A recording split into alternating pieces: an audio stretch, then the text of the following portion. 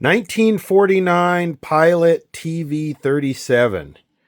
This is a 3-inch scope CRT, except black and white. What's that, about 70 millimeters, something like that? It's tiny. These are very popular. I would say, besides the Predicta and maybe some of the 7-inch suitcase Motorola sets, this is right at in the top, probably in the top 5 popular vintage TV sets to adopt and restore. It's very small, it's very light, it's very portable. This one seems to be in okay shape. The first thing we have to start with in this video is testing this CRT, because there are not many left that made it. And I'll kind of go over why I think that is. But most of them have been replaced with green scope tubes. It's missing a knob. The way this works is you have high and low band. And then this back here, where this knob is, tunes the channel. So it's kind of a unique setup. It's electrostatic deflection. Of course, it's all vacuum tube.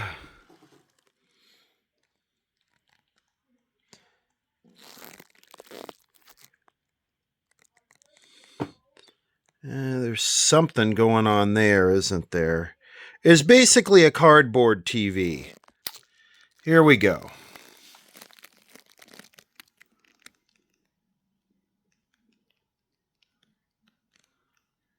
So, like I say, the first thing we got to do is check the CRT. And I'm not going to check it with a CRT tester. I'm going to check the filament and the filament current. This is the CRT right here. So there's 2 series strings in parallel. This is a combination series parallel circuit. So these would probably be 300 milliamps and 300 milliamps, and this would be 600 milliamps right here. If you have one of these TVs, you notice that when you turn it on cold, the CRT flares out. It lights up like a light bulb. It just blows out really bright, and then the intensity of the filament comes down as these heat up, because the resistance of these is much lower when they're cold. So this was sort of maybe a stupid design. So the goal here is to get this thing to work with just a minimum of effort.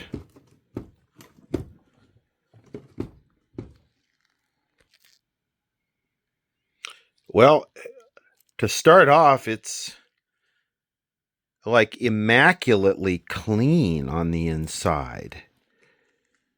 Does have some hours on it. Look at the top of that tube, but it's not horrible.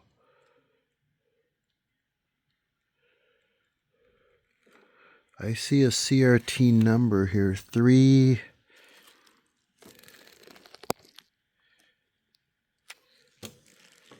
Come on, focus. 3KP4, that is the original tube. That is not a 1, which would be green. It is a 4. Looks like we have something going on here. Please be good, please be good, please be good, please be good. The rear cup is a little bit dark.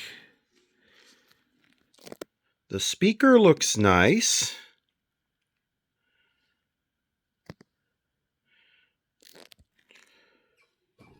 I'm really crossing my fingers that this tube is good. You can see the getter is there. There's the getter right there. That looks good. As long as that filament's not open and doesn't overcurrent.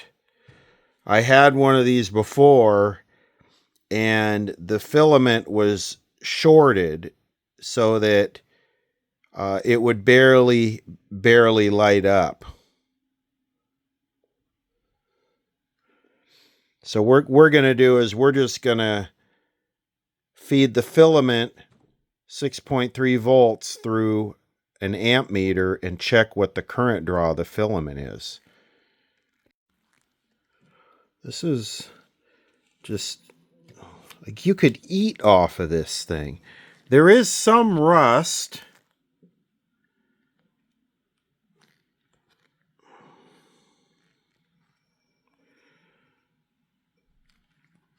But it is just so clean.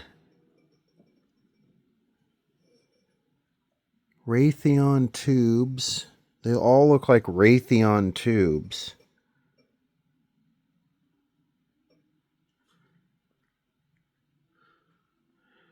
Check out how clean this thing is. Okay. Stop drooling over the cleanliness and test the CRT. So the heater is on pin 1 and 11, which should be on both sides of the little indexing key here. Okay, off to a little bit of a good start here. We got 1.7 ohms. Here we got, these are 3.3 volts apiece. Okay, so we're going to go through the meter here, and we're going to go to 3 volts.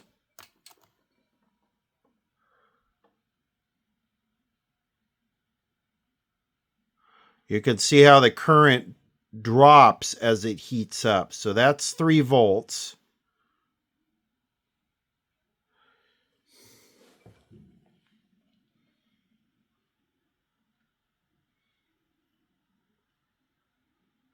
Okay. Let's go to 6 volts here. Uh, 600 milliamps. I think we're looking better here. Oh, yeah. I think we have a winner. I think we have a resurrectable set. So here's what actually tunes the channels. A couple banana slicers.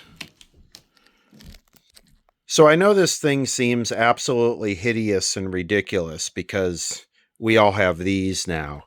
But imagine a time when if you were a businessman or traveling or something, and you could take this thing with you. What a baller you would be to have your own little tiny portable television like this.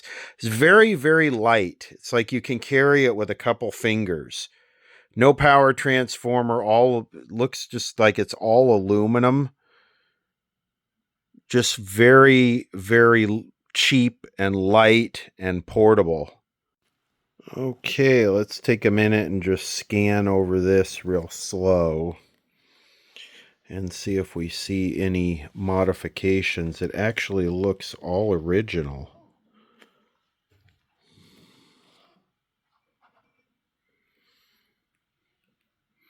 No bodged in electrolytics. Look at that resistor, still has the number 10 on it right there for 10 ohm.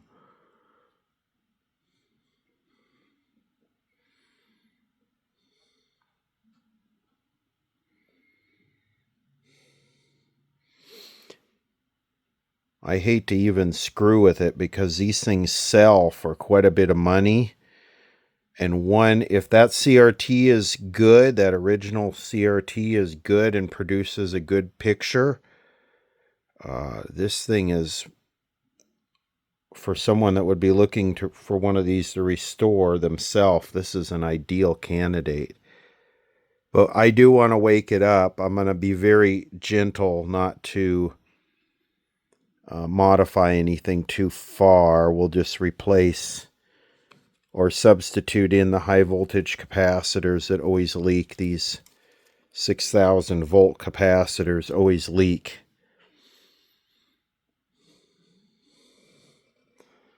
Wow. This thing is virgin-y, minty, fresh. I don't see anything here except that transformer on top, the audio output transformer.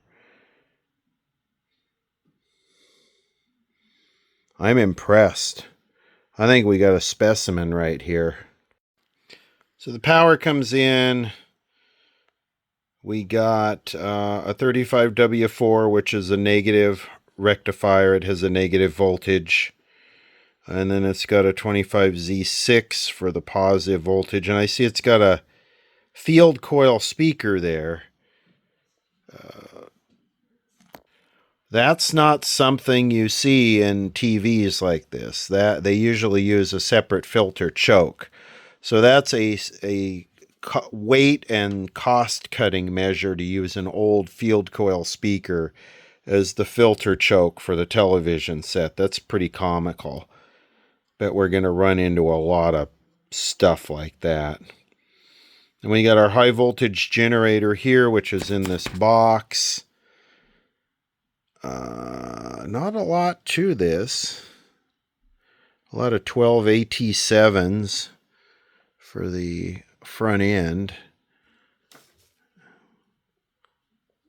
12 SN7. Yeah, nothing scary here at all. I have a question I want to ask you. Do you think that a youngster could tell the difference between this container of milk and this container of liquid drain cleaner? Well, a lot of them can't. In today's world, the drain cleaner would probably have less harmful chemicals in it than the milk. So I got one of these little tiny Variacs that's good for 1.5 amps, and I really just want to try it out. I believe they mostly use these as light dimmers in locations where a noisy triac would cause problems. So there were wall boxes that would hold these. Anyway, I am using the dim bulb. I'm measuring the voltage just right here. And I usually don't use a Variac. I usually like to use just the bulb. But in this circuit design, I'm going to try the Variac. And besides, it's cool and it's open and we can see it. So here we go. So let's make sure this little beauty is turned on. Guess that's the power switch. And then I'll start to bring this up. And we'll watch it on the watt meter here. Okay, bringing it up.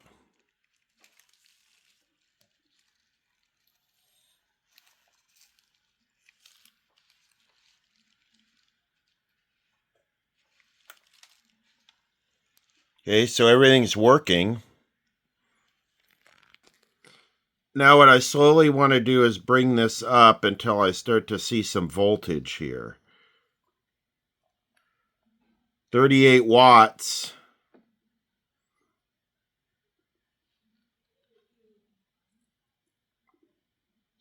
49 watts.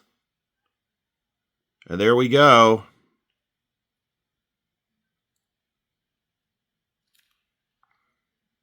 51 watts. Look at the damn CRT is already glowing brighter than all the other tubes. Ooh.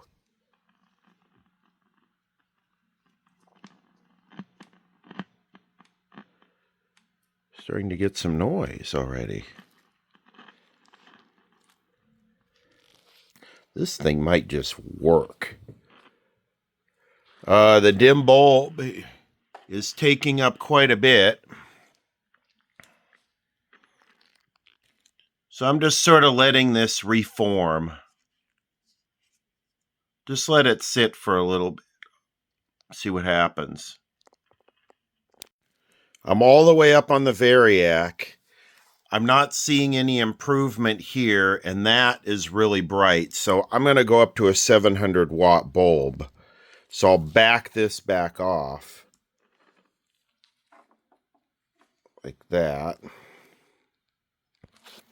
So here we go again.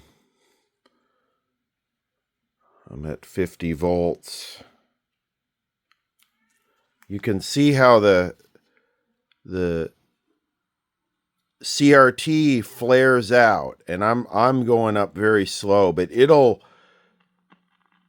almost turn, the filament will almost go white before it calms down.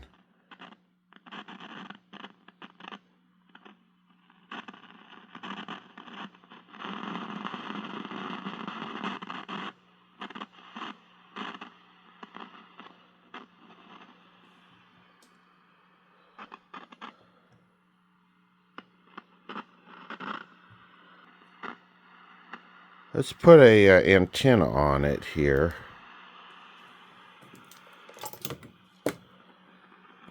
So shouldn't this thing do some FM?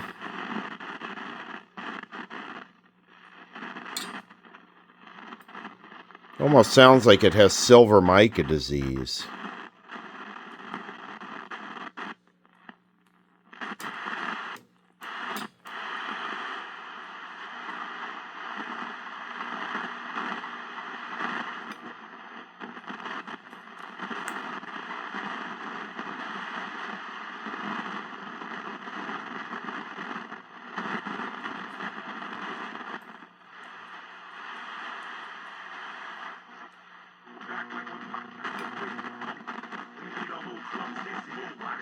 Oh, yeah.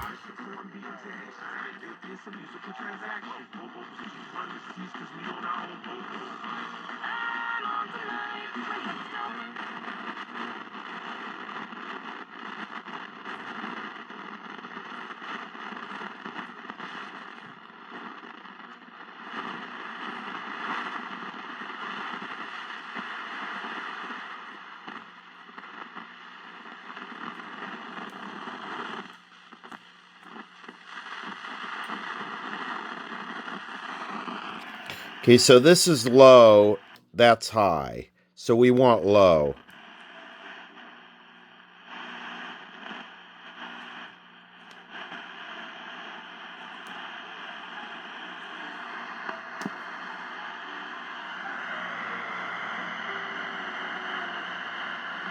That's K-Jazz.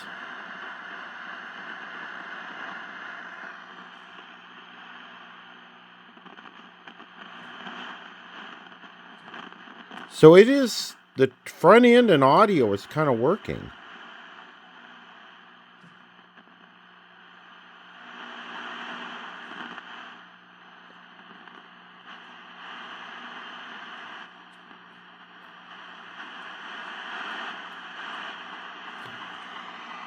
Okay, let's figure out why we got no image here.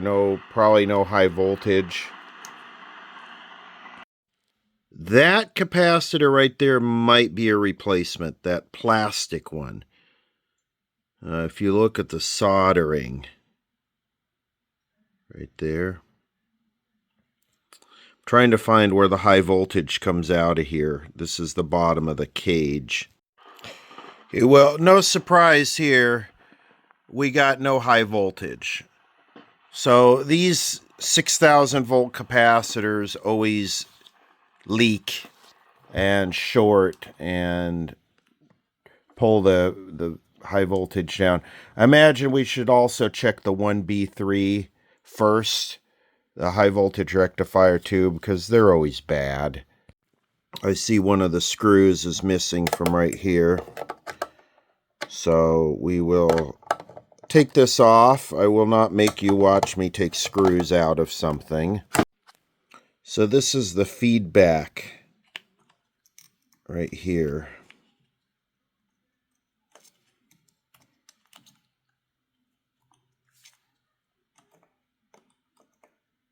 Yeah, these tubes are like to leak. I think I should test this. Try and get it out without breaking it. This is the RF. It's not a flyback. It's like an RF high voltage generator coil. Same thing that the Motorola's and that use. So I'm getting, I don't know, okay emissions, but I got the gas leakage shorts light on, which sort of suggests to me that it might have gas, have gone to air. Also, while I'm in here, I want to disconnect this capacitor from this point and put one of these on the bottom. This is just a filter. But these always leak and pull the high voltage down. This is super low current. So these are the Soviet disc capacitors, and these actually work pretty well.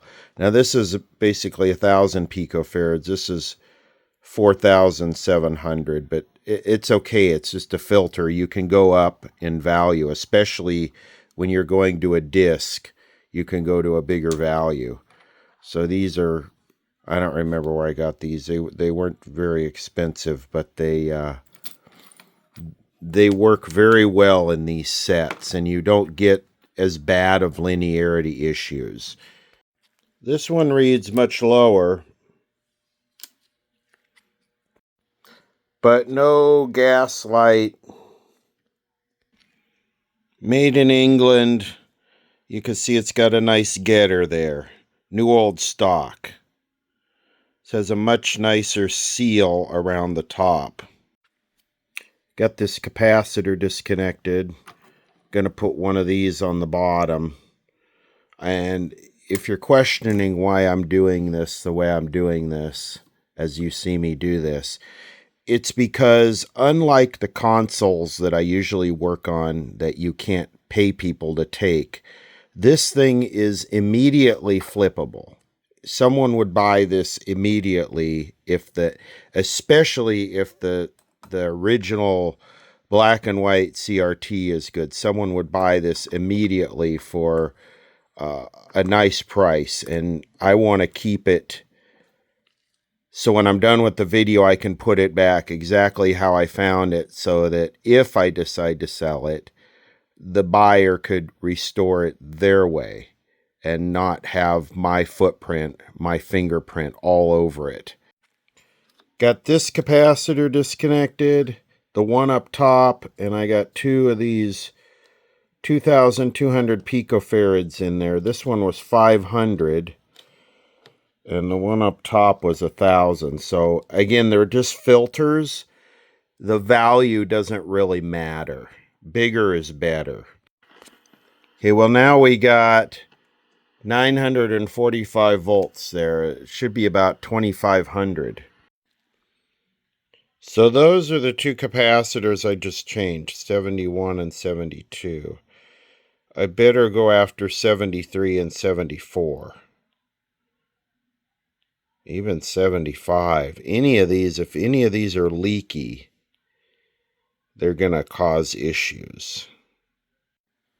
Look at this. This can't be stock. They wouldn't build it like that, would they? That has to be a repair. I bodged in some more capacitors here, and now I'm up to 1.3 kilovolts. Ooh, and this is a really good sign. Wow, we have a good CRT. Or something like that. I think I just found something else that was replaced. This pot. That Chinese pots were not available when this was being built. God, the more I look at this, the worse it gets. That's a .01. Brown, black, orange. 10,000. And I'm also looking at this right here. I don't think this is stock. How did I miss all this stuff in the initial analysis? Jeez, where's my head at? So I look at this, and that should be a, where was it here? Right there, a .02, not a .01. So yeah, .02 to a 2.2 meg back to pin 1. That's a .01. Not that that would really matter, but it might. We have no deflection at all, and I'm looking at these circuits, and we have basically a horizontal multivibrator here. This is the oscillator. Vertical multivibrator. This is the oscillator. Then we have the output that drives the CRT. Well, there's no wax capacitors in the horizontal at all. So I'm wondering why it's not working. Because basically all we have is a dot on the front of the CRT.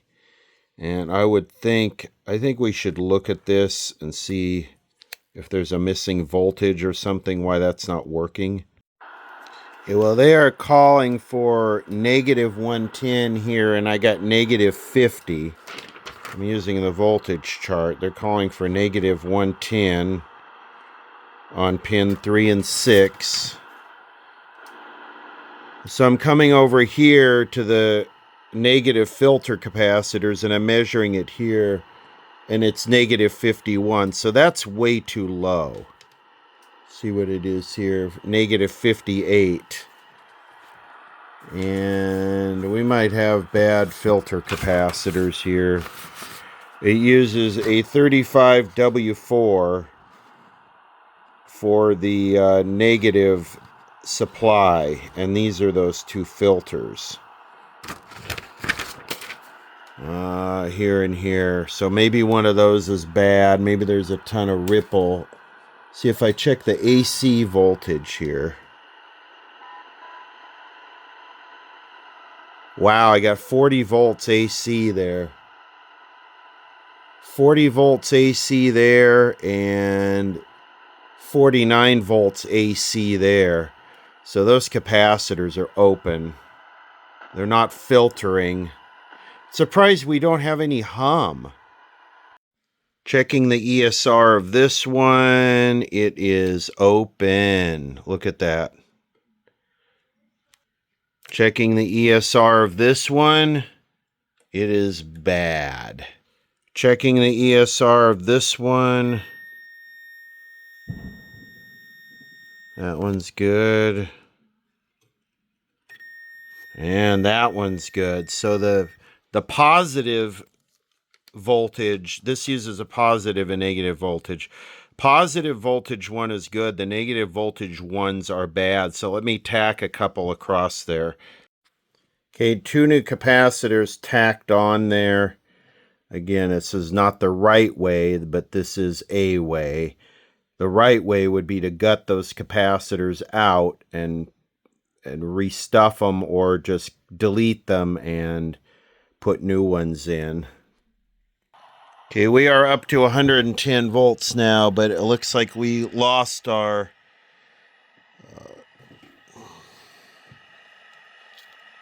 oh, we have horizontal deflection now.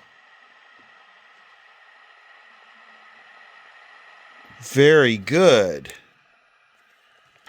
And we got some vertical deflection. All of a sudden it's dim. It is dim.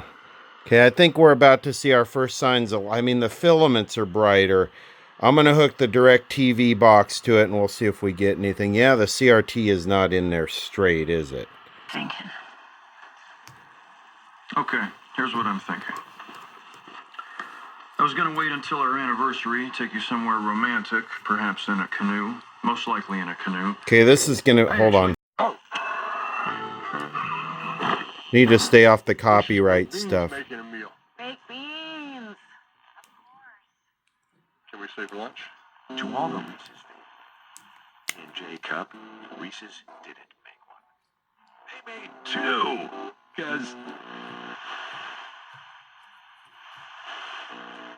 Because obviously you will. As long as probably forever there's only been one Frosty. Because what would we even do?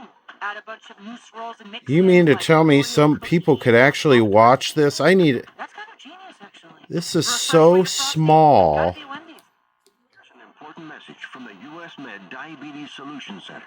If you have diabetes, you know the pain of pricking your fingers. Yeah, those videos claiming to instantly get rid of bags under your eyes. It's called Plexiderm, and lifestyle expert Annette Figueroa is here to tell us why she says this one is for real. This one is for real, and I'm so excited. And I did this to my father. We were at home. I had the timer on, and we were screaming. 4 minutes, 34 seconds, completely gone. And not only does it work on the bags, it works on Plexiderm. I'm turning the Variac down. Plexiderm.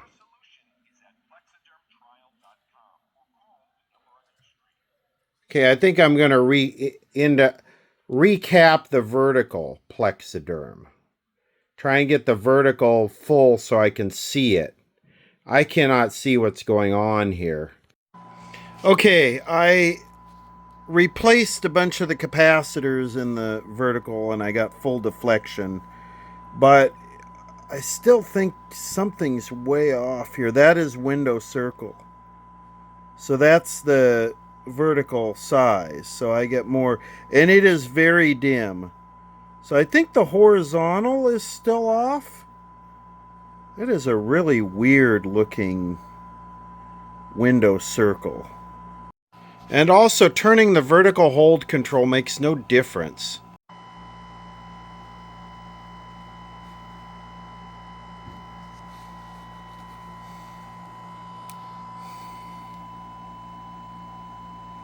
The horizontal speed is right, 15.7, but it's like there's AC hum or something in it. Here's looking at the vertical. And it's sort of interesting that it's locked rock solid right on 60 hertz. That's sort of suspicious. This is not filter hum. Is not filter hum. I don't know where this is coming from.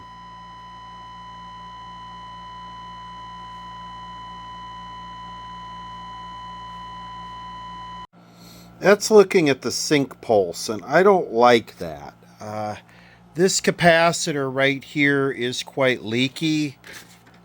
That is that 0.05. Let me change that. So at this point, I've pretty much changed every wax capacitor, and I'm really close.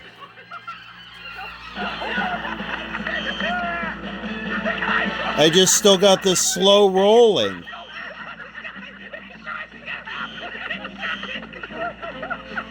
Still got a slow roll. And it's not filter hum. Maybe it's a leaky filament to cathode. What's weird is adjusting the vertical hold does nothing. That's adjusting the vertical hold. That's adjusting the horizontal hold.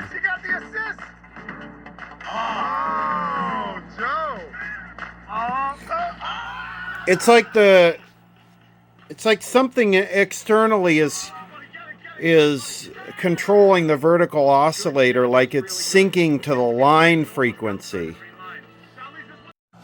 Well, this thing has a very different problem where the vertical is rolling down, which would indicate it's too fast. And the vertical hold control is working. It is changing the voltage where it's supposed to.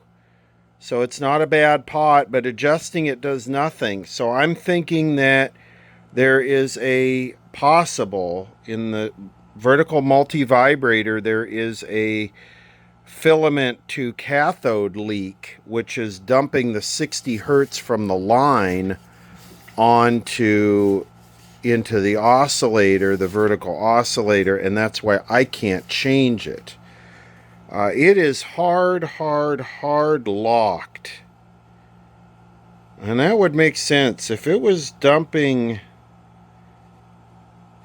leaking onto that cathode right there, 60 hertz from the filament, it certainly would influence it. That, where is it? That vertical hold control right there is working, and it is manipulating that voltage on that 470K resistor. So I'm going to swap this tube out. Well, that is giving me a different symptom. Let me turn the vertical hold.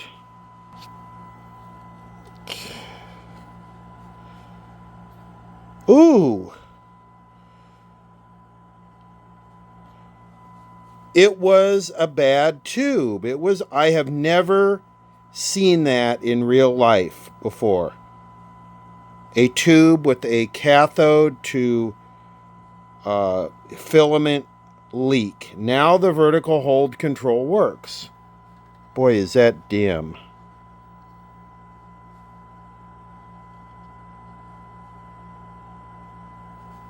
Okay, let me just center it out, and we are good to watch some TV. The vertical linearity is not great because I'm using disc capacitors, but it is, for as dim as this CRT is, it's more than acceptable.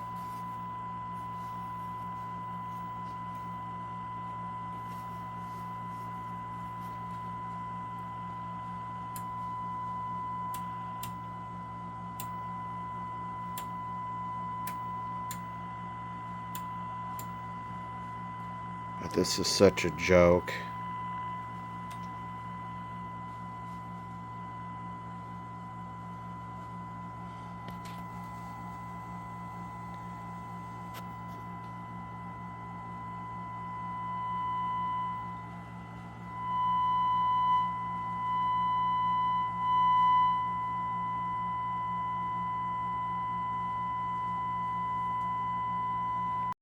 I'll even pay the shipping both ways. You'll pay absolutely. To give you an idea of how dark this is, look at the filaments. This CRT is junk. Send it back. Shark will pay the return shipping and refund your purchase price. You have absolutely nothing to lose. Guaranteed. Just look at all you get for $349.99. Or take advantage of flexible and convenient monthly payment. On your own skin. And keep all the gifts, a $178 value, as our thank you for trying Crepe Erase. You deserve to look as youthful on the outside as you feel on the inside. And Crepe Erase can help you accomplish that. Crepe-tastic. Don't wait. Get the youthful, healthy-looking skin you deserve. You won't find this limited time offer anywhere else, so don't miss out. Go to thebodyfirm.com, call, or scan the QR code to order now. Whether you're in your 40s or 50s, or your 60s or beyond, Crepe Erase works. This has been a paid presentation for Crepe Erase, sponsored by The Body Firm. It's ninja time! Now quick skip. Crepe-tastic. Crepe Erase by The Body Firm is a revolutionary two-step system clinically shown to instantly reduce the visible signs of crepey skin on the body. In Hollywood, celebrities like Kate Walsh, Sarah Rafferty, and Jane Seymour rely on Crepe Erase by The Body Firm to keep their skin looking smoother and younger. 10 years ago, I creped out. On a past program, we did a story on discarded transformers and capacitors. With the help of one of our viewers, we found potentially dangerous transformers just lying around construction sites, empty lots, and even in people's backyards, cracked and rusting, leaking chemicals out onto the ground. So this show was called Fight Back with David Horowitz, and they've started reposting some of these, and this was actually good TV. And what I was going to do is I was going to hook up the computer to this and play them, but they're probably in the copyright thing now, so we'll just have to skip that and do a few fun cuts. I wanted to test this 12SN7 as a closing to this video. And what this TV took was a whole bunch of capacitors and 2 tubes. And this is not showing any shorts here. And this is supposed to detect grid to cathode leakage. Here's the other section, and seems like it might want to show a little bit, but it's not. Now, if I turn the voltage up, it does start to show short. A grid, a heater to cathode short. Yeah, on both sections, it shows a short. But if you turn the filament down,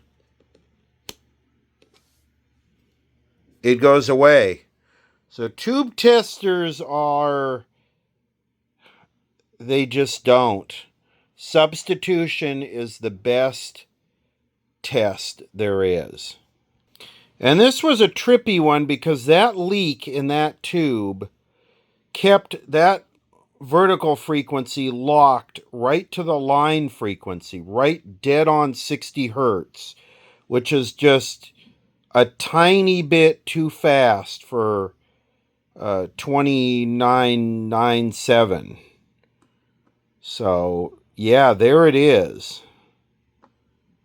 One bad tube.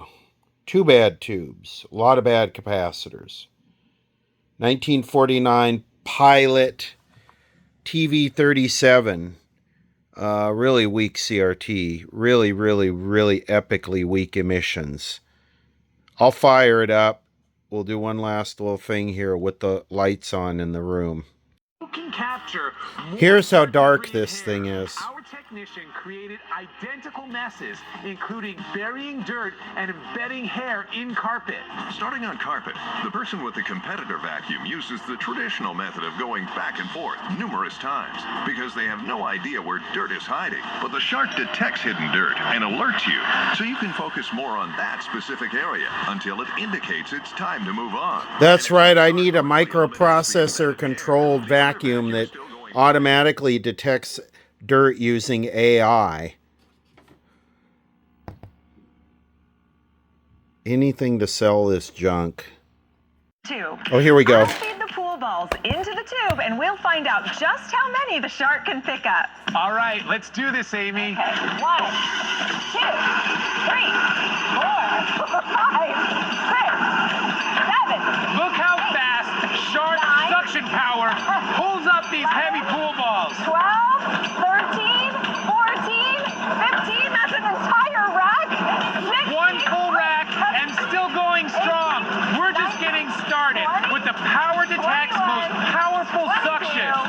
23, 24. Can we get to 2 full racks? I think so, with this amazing suction power. 30, 31, 32,